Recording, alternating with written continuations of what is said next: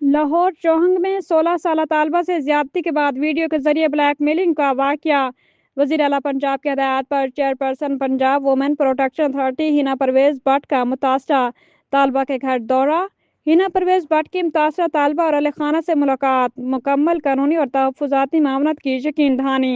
मुतासरा बच्ची को वीडियो के जरिए खौफजदा और ब्लैकमेल करने पर पुलिस ने मुकदमा दर्ज करके मुलजिम को गिरफ्तार कर लिया। बच्चियों को ब्लैकमेल और हिरासत करना संगीन जुर्म है। जो भी लड़की ब्लैकमेलिंग का शिकार हो, खौफजदा ना हो, खामोश ना रहे, फौरन आवाज़ उठाए।